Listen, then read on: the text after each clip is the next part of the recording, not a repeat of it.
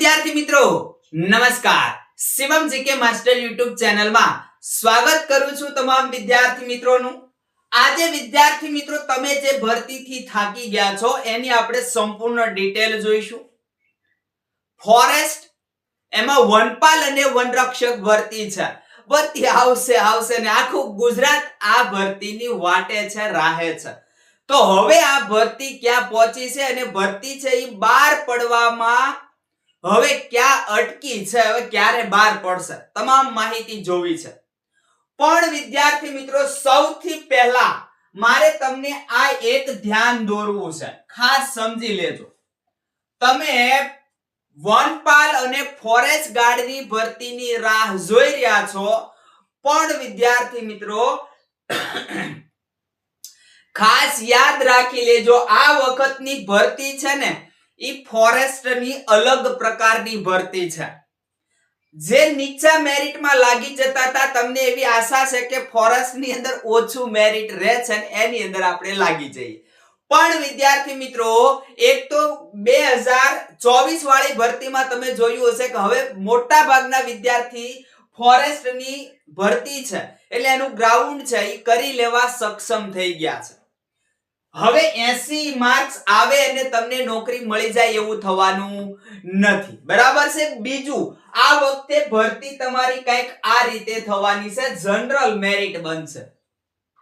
અત્યાર સુધી વિદ્યાર્થી મિત્રો તમને ખ્યાલ હશે કે આ ફોરેસ્ટની ભરતી છે ને એ જિલ્લા પ્રમાણે થતી હતી કે ભાઈ ચાલો ભાવનગર જિલ્લો એની અંદર 40 જગ્યા ફોરેસ્ટ ગાર્ડની અથવા વનપાલની 2-3 જગ્યા, બરાબર છે। તો તમારે તમારું ફોર્મ છે એ ભાવનગરમાં ભરવાનું।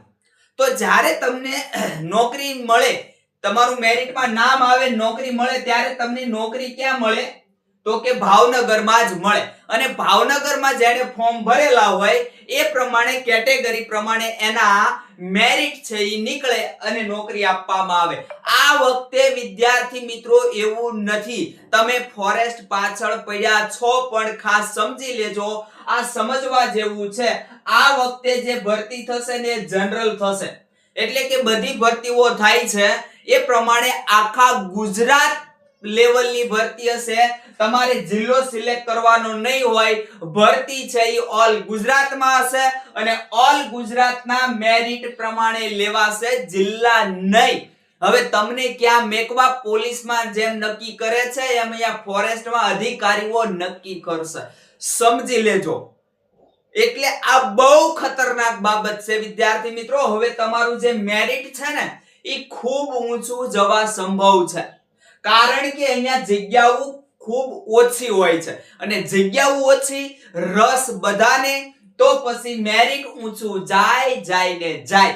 એટલા માટે આ ચર્ચા કરું છું, જો તમારે ફોરેસ્ટમાં લાગવું હોય ને તો આ 200 માંથી વધારેમાં વધારે માર્ક્સ ખેંચવા પડશે, બરાબર છે। ચાલો આખી વિગત હવે આપણે જોઈએ। આ તમારું મુખ્ય ધ્યાન ખેંચું છું કે ધ્યાન રાખજો, તમે ફોરેસ્ટ કરો છો, બરાબર છે। અને આ ફોરેસ્ટની બુક આ મહિનાના અંત સુધીમાં લગભગ કમ્પ્લીટ થઈ જશે। જ્યારે કમ્પ્લીટ થઈ જશે ત્યારે આપણે તમને સંપૂર્ણ માહિતી આપી દઈશું। ખૂબ સરસ મજાની બુક બનાવી રહ્યો છું, ગુજરાતમાં તમને આવી બુક ક્યાંય મળશે નહીં અને આ કિંમતમાં નહીં મળે એવી મસ્ત બુક આ બનાવી રહ્યો છું, બરાબર છે। તો હવે તમારી ફોરેસ્ટ ભરતીનું છે શું, છેલ્લે 2024 માં ભરતી તમારી ગઈ વન રક્ષકની અને 2013 ની અંદર કંઈક વનપાલની ભરતી ગઈ, બરાબર। વનપાલની ભરતી પછી આવી નથી, અહીંયા ભરતી આવ્યા કરે છે। કંઈક 2022 માં કદાચ આ ભરતી હતી, છેલ્લે 2022 માં હતી, પછી 2024 માં આવી, એના પહેલા કંઈક 2018 માં કદાચ હતી। કંઈક થોડું ઘણું આગળ પાછળ હોઈ શકે, બરાબર। એટલે આ ફોરેસ્ટ ગાર્ડની ભરતી આવે છે, પણ અમુક વિદ્યાર્થીના જીવનમાં આ વનપાલની ભરતી પ્રથમ હશે। તો જો આપણે વાત કરીએ, પ્રથમ તો વિદ્યાર્થી મિત્રો આના ઘણા સમયથી ચર્ચા એ છે કે આરઆર છે ઈ 2-3 વાર તમને આરઆર આપવામાં આવ્યા, બરાબર છે। 2023-24 નું જે બજેટ છે એની અંદર 140 વનપાલની ભરતી દર્શાવી છે. કેટલી ભરતી અમે કરીશું? પણ વિદ્યાર્થી મિત્રો આ થઈ ગયું 2026મું વર્ષ. વનપાલ છે એના કાંઈ ઠેકાણા નથી. પણ હવે એ રાહ જોવી નહીં પડે. એક નવા આરઆર આયા, પછી પાછા નવા આરઆર આવ્યા. હમણાં થોડાક સમય પહેલા દીપક રાજાણી સાહેબ છે એમણે કંઈક ટ્વીટ કર્યું. 135 વનપાલ અને 343 ફોરેસ્ટ ગાર્ડની ભરતી ટૂંક સમયની અંદર જાહેર થશે.